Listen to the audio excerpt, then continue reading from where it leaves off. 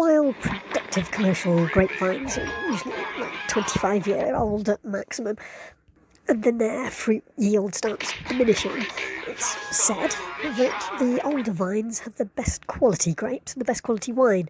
There are vines in the world that are 450 years old. In the centre of London, there's a 250-year-old vine still producing grapes. Grapevines are often just 120 centimetres tall, 4 foot, but you do get 9 foot tall grapevines, and it's that's very unusual but fairly more commonplace in Portugal. I think it's partly that it can have a double purpose. All those leaves that it produces can give a bit of shelter from the sun and perhaps the wind and the rain as well. Every farm would produce their own, and on the sides of the roads you see old vineyards laid out in a way that isn't set as highest commercial yield possibility. It's not machinery accessible. There's patches where vines must have been removed. Rather than rows, the vines are packed in like a diamond fashion so that they're equidistant from each other, and the person, the picker, the pruner, moves in amongst and between them. This is an old vernacular system, and the quality of those wines that were produced was probably quite vernacular in itself. Not everything was Douro Valley quality. French know-how of wine, you shouldn't be too surprised that they've moved into the Portugal wine trade in high and low-profile cases. The French expertise with wine, I think, is improving the quality of Portuguese, and undoubtedly the profitability, the marketing. Wine labels are written in Portuguese and in French. Increasingly, this perhaps gives them more of a credibility in a world market. Portuguese wine has always had its place, don't get me wrong. I couldn't help but wonder if the scandal of France, where wines of non-French origin have been given the prestige of that denomination, might possibly have come from here. But there's many a French vigneron that would like to do it for themselves. And there's also the more moneyed enterprises, shall we say. But wine is perhaps one of the most obvious, but there's many French business persons, entrepreneurs, that are making their way in the Portuguese economy that generally presents a higher rate of return for them than back home. Les Mousquetaires, the Musketeers is the biggest supermarket chain in France, linked with DIY store and fuel. They're everywhere in Portugal.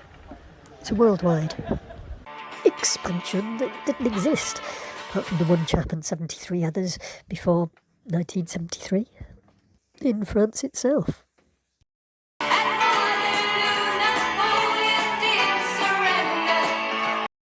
After Salazar, the Portuguese dictator, had had his time, and the few sensible army officers enabled the Carnation Revolution of 1974, the French language, the lingua franca, was what was taught in Portuguese schools as a foreign language.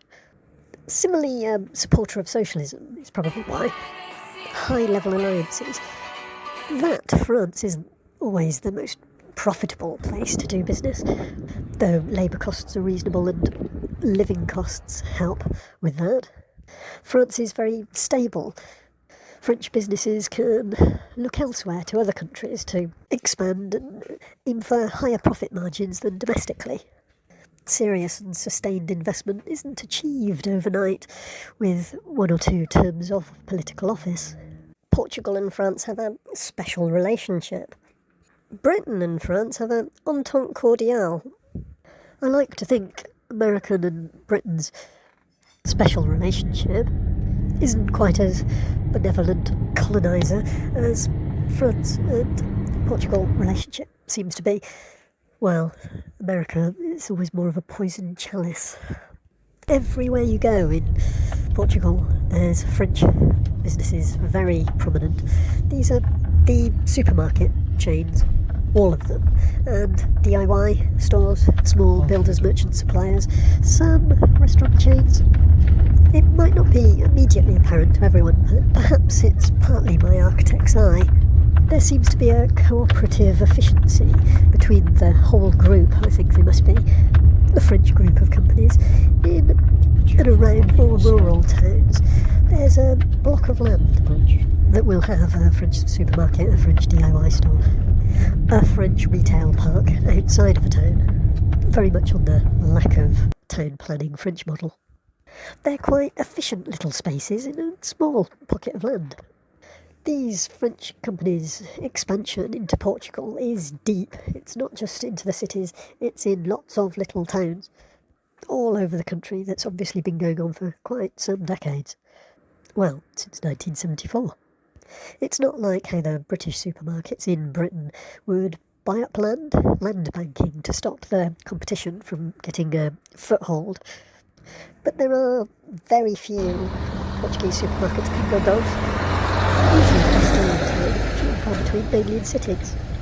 Self-service supermarket fuel stations offer considerable saving.